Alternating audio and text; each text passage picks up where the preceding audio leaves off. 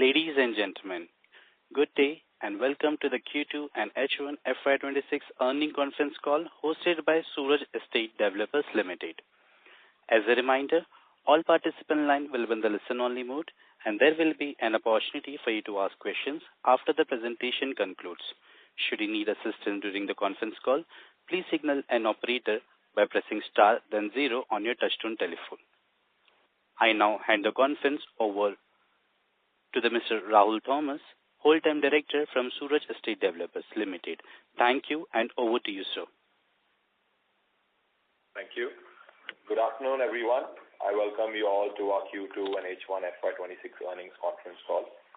Along with me, I have our CFO, Mr. Shripal Shah, Mr. Ashish Samala, Internal IR, and SGA, our Investor Relation Advisors. I hope all of you have gone through our investor presentation uploaded on the stock exchange and our company website. The Mumbai real estate market continues to present significant growth opportunities, particularly in the redevelopment segment.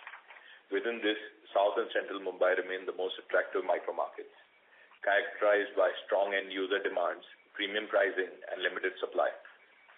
Despite the inherent challenges of fragmented ownership and legacy tenancies, these markets continue to see steady traction as demand for high-quality residential products remain robust.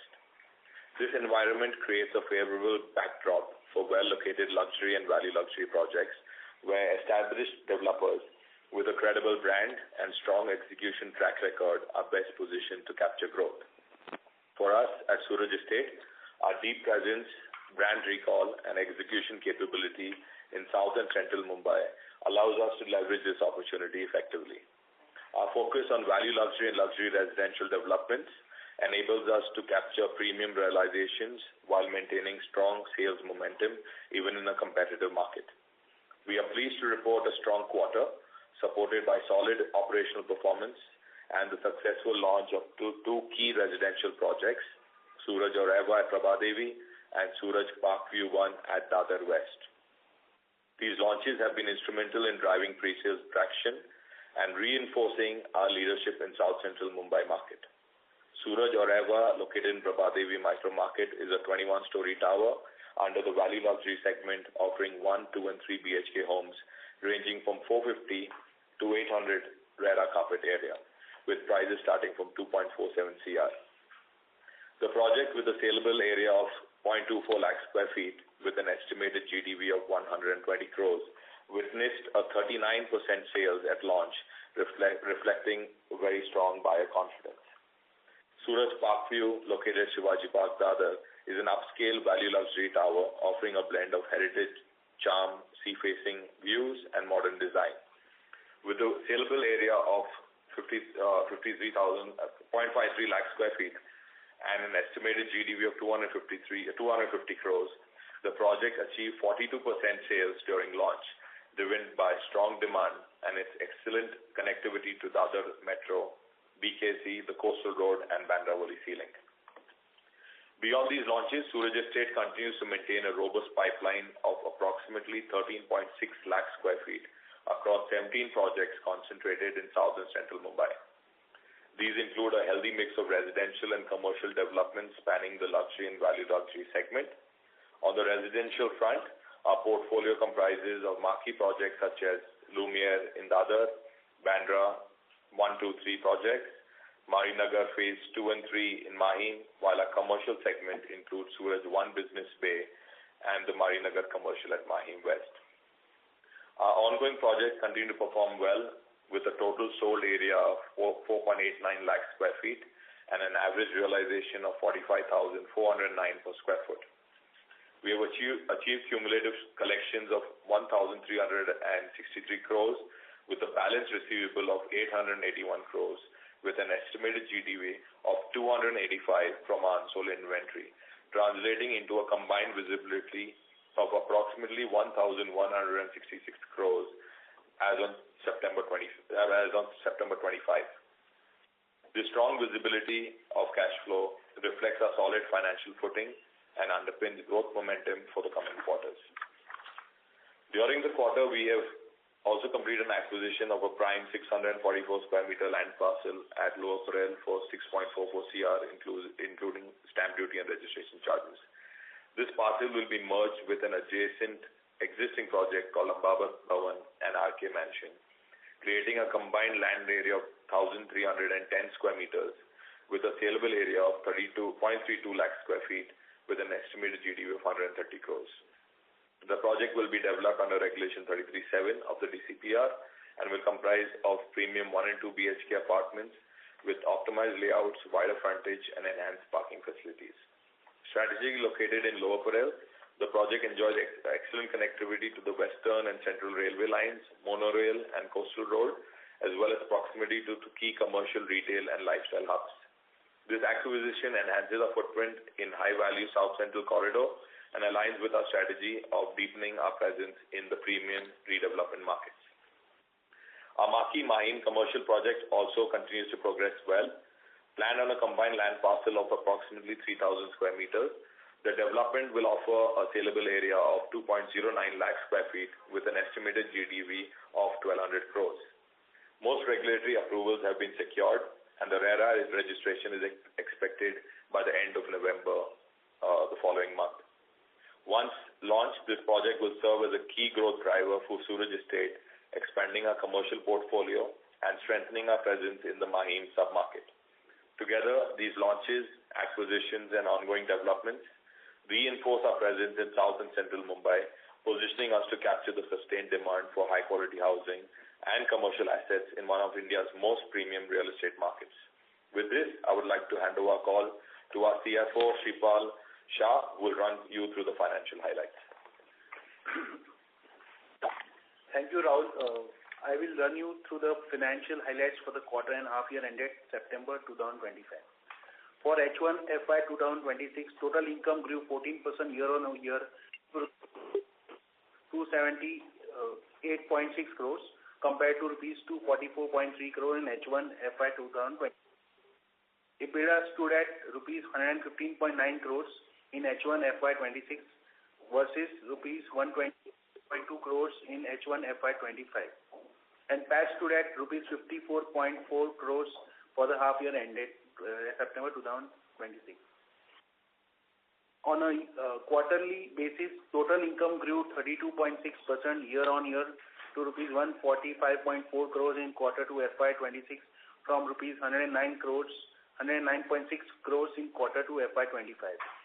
EBITDA increased to rupees 65.6 crores versus rupees 64 crores in quarter 2 FY 25, and PAT rupees 33.1 crore in quarter 2 FY 26 from rupees 31.8 crores in quarter 2 FY 25, supported by operating leverage during the quarter. Operationally, pre-sales grew by 88.8% quarter-on-quarter and 42.4% year-on-year to 152.9 crores in quarter 2 FY 26. H1 FY 26 pre-sales stood at rupees 233.9 crores with realizations at rupees 43,850 per square feet in quarter 2 and rupees 45,515 per square feet in H1 FY 26, remaining moderate due to the higher share of value luxury segment during this quarter.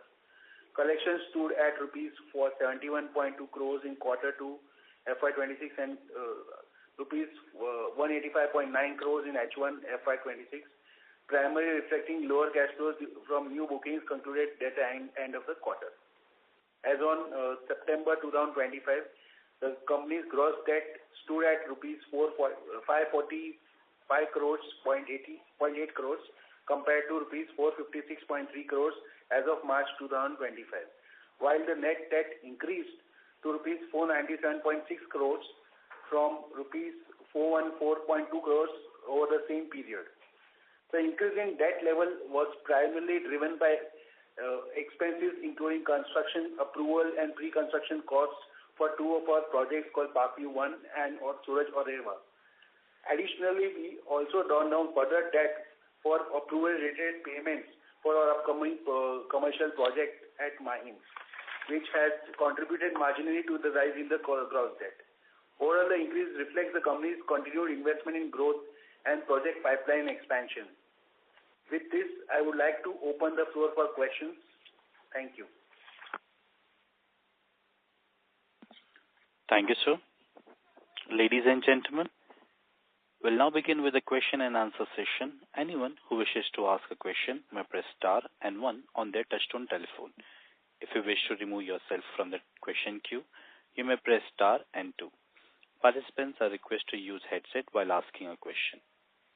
Ladies and gentlemen, we'll wait for a moment while the question queue assembles.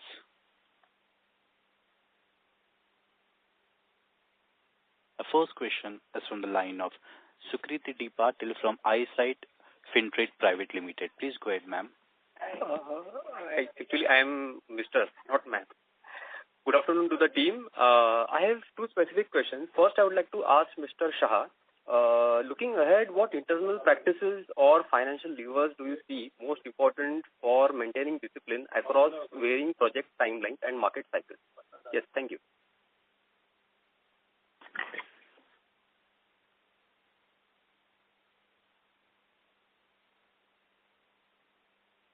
So primarily, we are going to invest in upcoming portfolio of projects, and we ensure financial closure by availing debt, and also maintain healthy collections to fuel the growth of the projects to enable us to complete the projects in a timely manner. And also, without saying that, we also would like to maintain a very healthy debt to equity ratio while we are expanding our projects. Okay, and my final question is to Mr. Thomas. With regards to one of your properties, Ocean Star, I believe a lot of other projects which were ongoing in the area have been completed, but this particular project is still under construction or it's taking a lot of time. So can you, sir, please highlight why it's taking so much and what are the delays accounting for? So, Sukrit, in terms of delays, I think we have to understand that we are well within the RERA date. The RERA date for the Ocean Star project is June 2026. So, we're confident that we will be handing over that project within the RERA date. Thank you. Okay, thank you.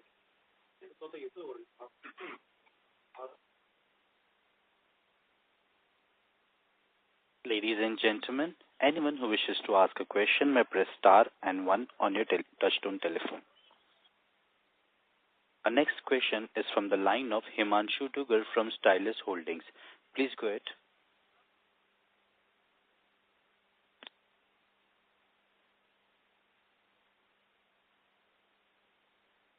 Mr. Himanshu Dugar, you may proceed ahead with the question. Thank you.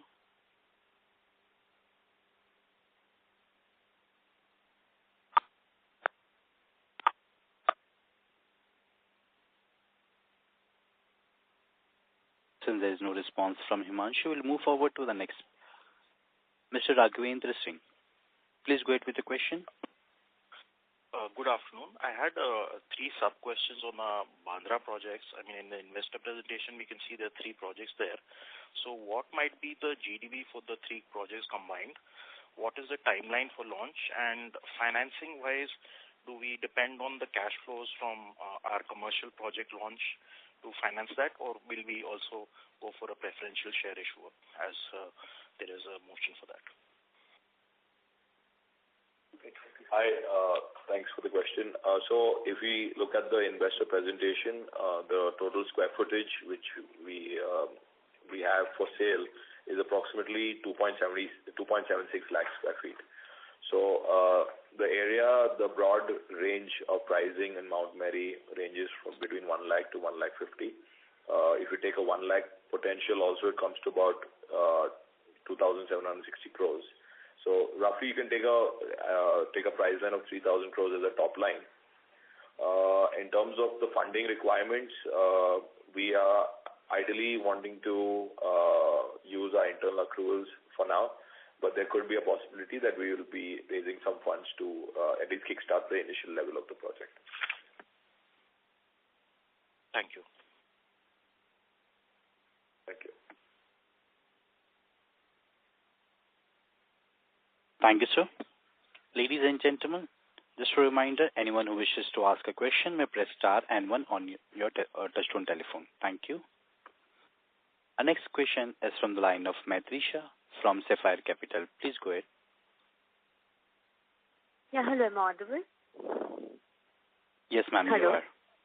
Yeah, firstly, congratulations on the two launches. Since we are planning to launch close to 2,000 crores of GDP in FY26, what sort of sales targets do we have for the rest half of the year?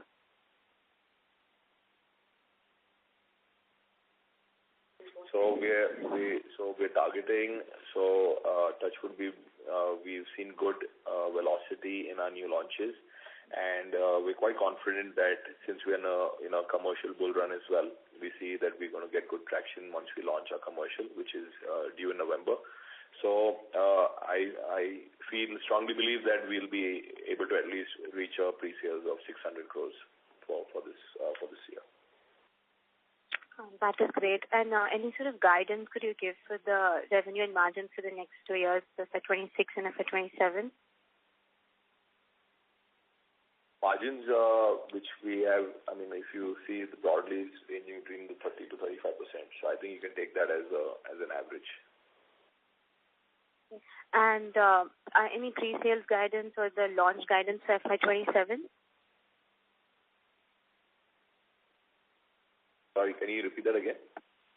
The launch guidance for FY27, do we have any number on that? I think it's too early to let us focus on getting the launches in place, and I think I think this year is very critical because we have a lot of launches. We may come back to you on the next year, but I think this year is what we're focusing on.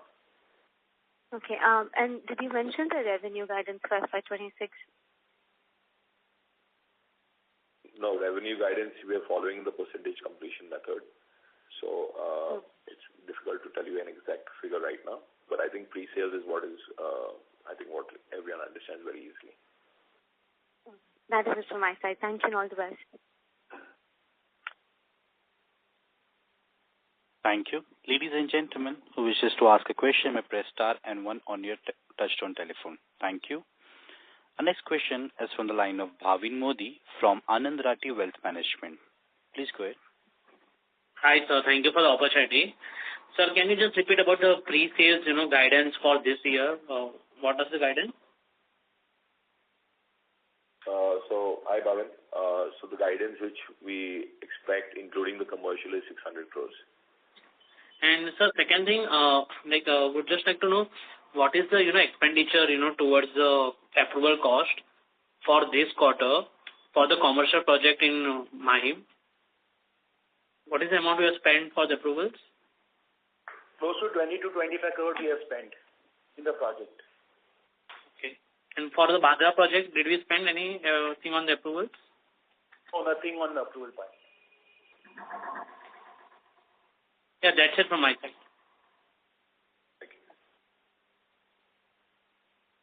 Thank you.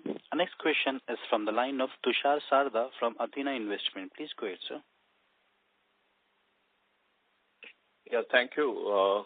Again, my question was on, you have some 13-14 lakh square feet, which you say estimated available for sale. So while the commercial you are launching this year, what is the timeline for other projects?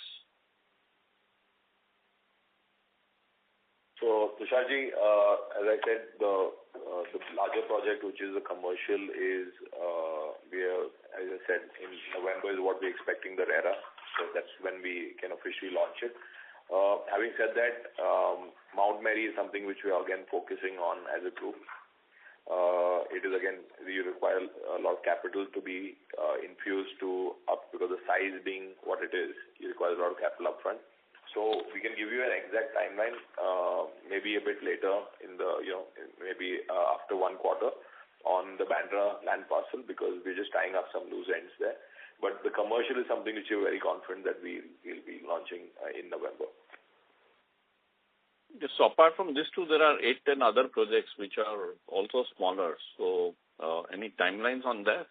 Because you seem to have now run out of inventory to sell. Almost 90% is sold. Correct. So just give you a timeline on the launch pipeline for this year. So we have the commercial, which is about 1,210 crores. We have another project called Good Acre House, which is FP 280 that has a 150 crore top line. That's also expected in H2 of FY26. We have a third project which we discussed in Lower Parel called Ambawat Bhavan. Again, that is planned for launch in H2.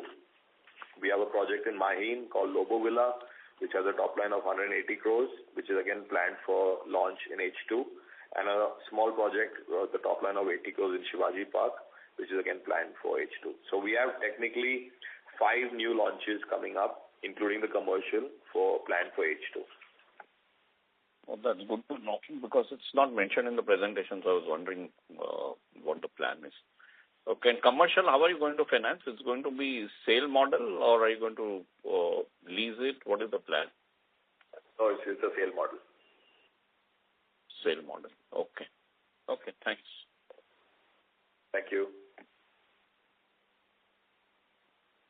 Thank you, sir. Ladies and gentlemen, just a reminder, anyone who wishes to ask a question may press star and 1 on your touchtone telephone. Our next question is from the line of Himanshu Dugar from Stylus Holdings. Please go ahead, sir.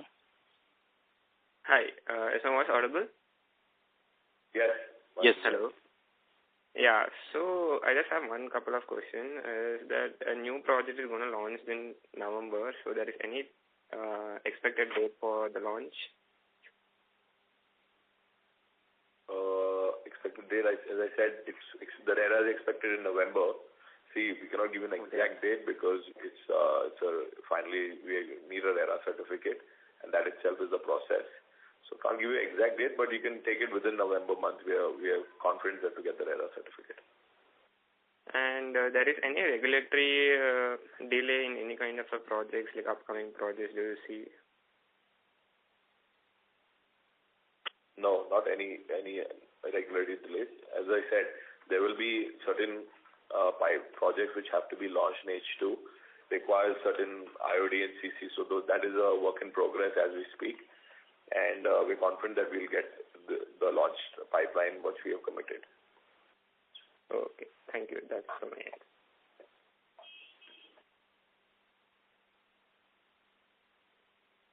Thank you. Ladies and gentlemen, who wishes to ask a question may press star and 1 on your touchtone telephone. Thank you. Our next question is from the line of Tanya Desai from DS Securities. Please go ahead, ma'am. Good afternoon, sir. Thank you for the opportunity. I had a couple of questions.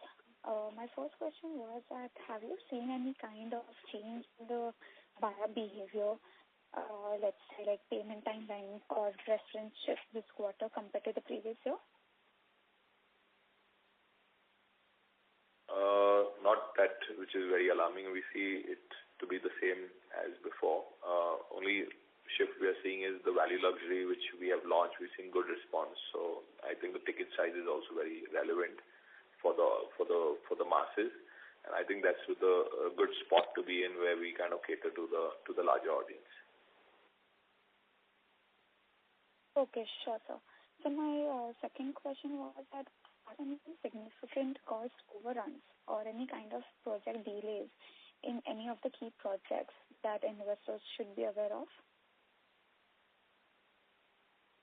So, as the earlier gentleman has said, that most of we have hardly any unsold inventory and any from the ongoing sites. So the new projects are very important to get launched. So that's why we're very confident that once the commercial comes in, we have enough inventory to sell. We've got good response in our 2 new projects which we've launched recently. So I think we're excited that about this commercial launch which is expected in November. Sure, sir. Thank you.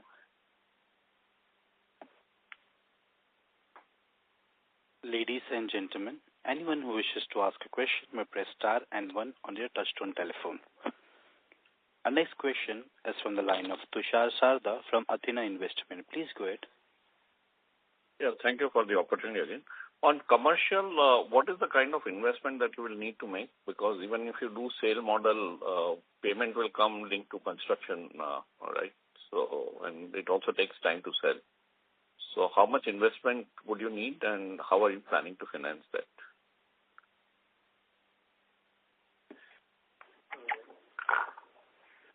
So with regards to the investment, we will need some approval-related further payments this particular quarter, post which, once sales are done, so we will be good with the cash flows as soon as, so generally we collect 20% on our launch, and then further as milestone linked construction plan we provide, so that will have sufficient financial closure is also there in terms of we already have sanctioned limit of 250 crore for the said project. So I think initial investment may be to the extent of 15 to 20 crore, which will be required, and post that we see good collections coming in once sales kick in. So you won't need to take any construction-related debt in this project?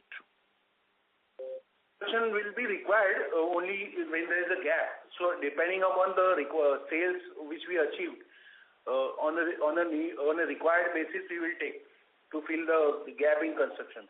But again, that will be supplemented by cash flows from the project, and as and when the sales happen.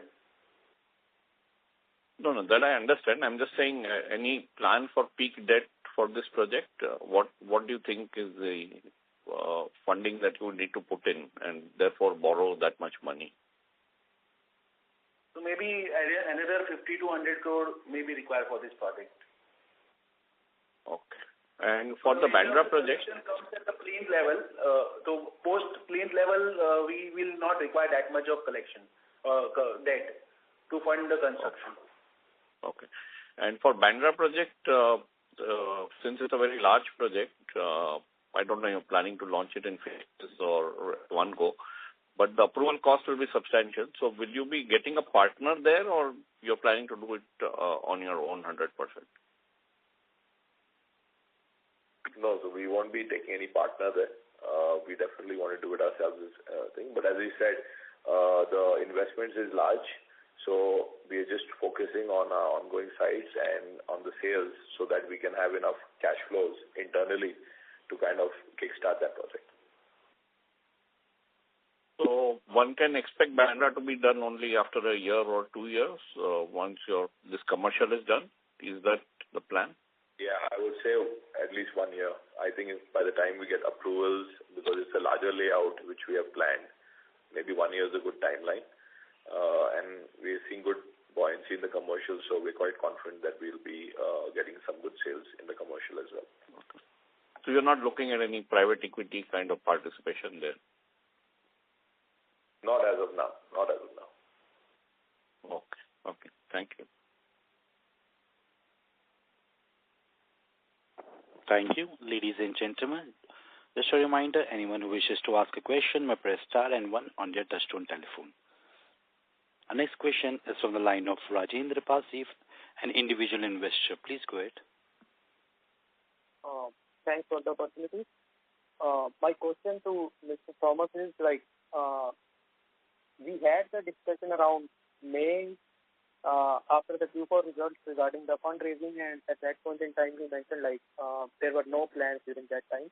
So what changed in these 4 months that we are looking to have another fundraise of around 500 crore? So if you can point something around that. Can you repeat that? Sorry, I didn't follow the question. Sure.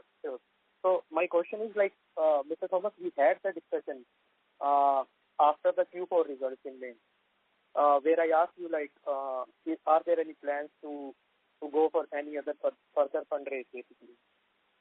And at that point in time you mentioned that there are no plans as of now. So my question is what changed in the 4 months that we are looking to have another fundraise? Are we doing it for business development or is it mainly to reduce our debt and complete the current ongoing project?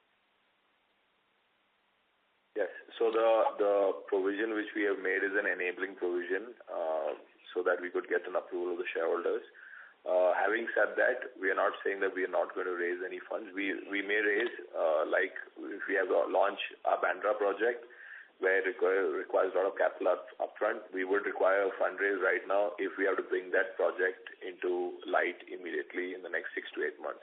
So that investment is required. So there would be, of course, if we are looking at it strategically, if we do a fundraise, whether we can kickstart Bandra in a faster pace. So that is why there was a decision to take an enabling provision, and subject to market conditions, we will decide whether we can go for a fundraise or not. Okay. So it's not 100% sure as of now, it is still in the pipeline. Yes, there's a possibility, depending on market conditions, that we may go ahead with the fundraise. Okay. And will the complete fundraise will be for that Bandra project, or are we looking for some other DD as well? Okay. So there are two big sites of ours, primarily, which we are focusing on. One is in Mahim and one is for Bandra. So primarily, it will be used mainly to kickstart both these projects. Okay. That was also my. Thank you. Anyone who wishes to ask a question may press star and one on your touchtone telephone. Our next question is from the line of Rahul Jain from Agarwal Securities. Please go ahead, sir. Thank you, sir. Thank you for the opportunity. Just a couple of questions from my side. First of all, I would like to understand what is our target mix between the luxury and mid-segment housing going forward? And also, how do you see the demand shaping up in the Mumbai micro market in which we operate? So, Mr. Rao, we are focusing entirely all our new inventory and our new launches in the value luxury concept, because that's what we are seeing traction, and I feel that's the way forward, at least as part of our strategy. Having said that, commercial again is, like I mentioned earlier, we'll be going for a sale model, not a lease model, and touchwood commercial is doing well. However, for Bandra, when we start Bandra, that will be in the luxury segment, because the per square foot rate in Bandra starts with a lag. So doing value luxury does not make sense there. So that would be the only project which would be in the luxury segment, but predominantly all the new launches will be in the value luxury. Okay, sir. Thank you. That's helpful. My second question is, with we are facing rising costs and tight contractor market, how are we planning to secure the vendor contracts, and do we have any cost escalation clause in our contract, or are we absorbing the same? Can you repeat that? Sorry, I didn't follow that. Can you repeat that again? Yeah. So my question is that with the rising costs and tight contractor market, how are we planning to secure the vendor contracts? And are we passing on the same through cost escalation clause, or are we securing the cost escalations? So whenever we give contracts, we obviously they have basic rates mentioned in the contract. So we give with material, because that's what the larger contractors do. But having said that, the basic rates, even the contractors, if there's inflation rate in steel or concrete for that matter, there's always basic rates mentioned in the contract. So that would obviously come at some, depending on how much it rises, some part will have to be borne by us, but there's a range mentioned in the contract. So we kind of mention at least the current market prices with a little bit of inflation in our contract to make sure that we don't overshoot our contract value. That's helpful, sir. That's helpful. Thank you so much, sir. I will join the queue. Thank you. Thank you.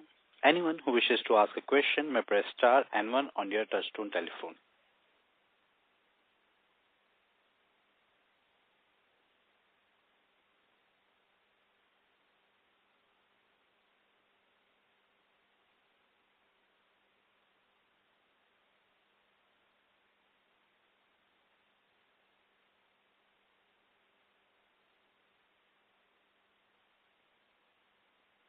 Our next question is from the line of Anand Mundra from My Temple Capital. Please go ahead.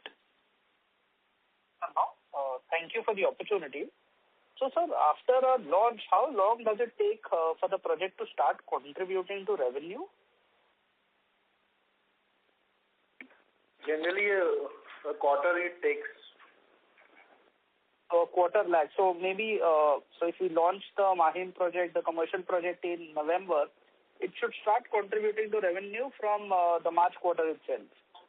It also depends on the size of the project. If the project is a very high, size is very big, then it may take two quarters also. Got it, sir. And whatever launch projects we have now, currently, what would their approximate cost to complete be for the project that are already launched, ongoing projects? So it will be close to 650 odd crores for these ongoing projects. Against which we have sold plus unsold receivables of what? 1,100 or 1,200 crores. 766, yeah. Okay, how much was the number, sir? Sorry? The number is how much? The sold plus unsold receivables? 1166 crores. Okay. Got it. Thank you. That was it from my end. Thank you. Ladies and gentlemen, just a gentle reminder, if you wish to ask a question, you may press star and one on your touchtone telephone. Our next question is from the line of Ishita Lodha from SVAN Investment. Please go ahead. Hi, sir. Thank you for the opportunity. What is the value of the unsold inventory from ready-to-move-in projects? So there is no unsold inventory in ready-to-move-in projects. All is sold out. Okay. And can you please highlight what is the funding requirement for the Mahim and Bandra project before launching it? Which Mahim project you are saying? Mahim commercial project and Bandra project, the two large projects. What is the funding requirement before launching it? So as we speak today, at least we will require 15 to 20 crores in the approval part because we are in the advanced stage of obtaining CC, and post which initial mobilization advance will be required. So close to 25 to 30 crores in approval and other expenditures, pre-construction expenditures. Okay.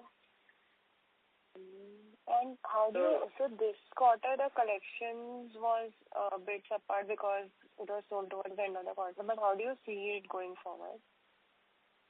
So we are seeing very good traction in collections. This quarter considering we have done very good sales, it will follow. It's only a quarterly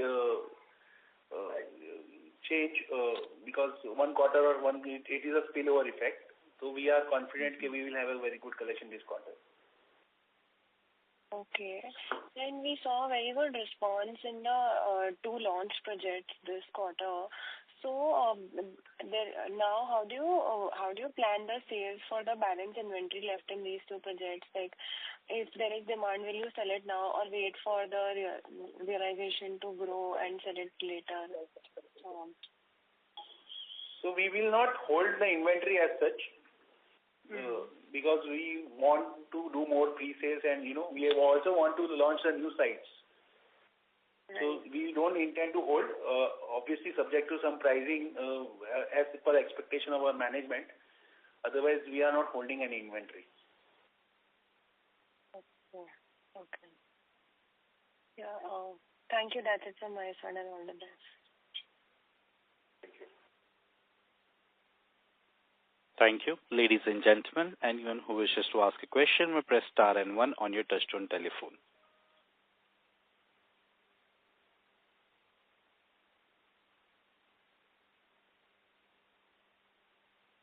Our next question is from the line of Raghavendra Singh, an individual investor. Please go ahead, sir. Hello. Yeah, this is on Bandra project. You mentioned it may launch after 1 year. So is it a little premature to give the guidance on the margins of that project if potentially you're saying top line of 2,500 or 3,000 crores on the three projects combined? It's a bit early to get into the discussion. Okay. And will the cash flow from the commercial project help guide your decision on the fundraise for launching the Bandra, or fundraise is definitely required for? No, I think it depends on the quantum. Of course, fundraise will be required, but the quantum will determine depending on the commercial sale. And Mahim, if I look at comparables, there's not much commercial property up for sale. So is it a good sub-market for commercial office space? I mean, people who are living in that area or close by? So So we're seeing the connectivity through that area is going for a sea change. There's a direct corridor coming which is connecting BKC, Western Express Highway to Senapati Papad, where our particular project is located. So we're going to have a very good connectivity seamlessly to the coastal road, and also the connectivity to the running aqua line, which is the metro, and the railway. So I think we're very confident, and we're seeing good demand for such offices. Okay, thank you. That's all from my side. Thank you. Thank you. Ladies and gentlemen, anyone who wishes to ask a question may press star and one on your touchtone telephone.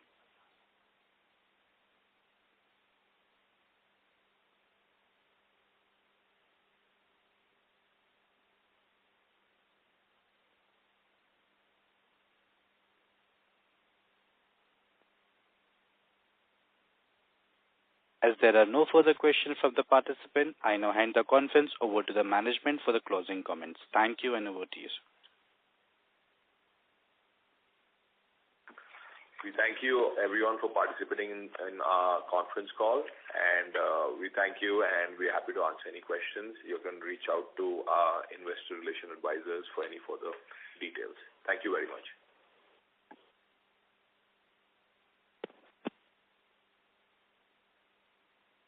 Thank you, sir.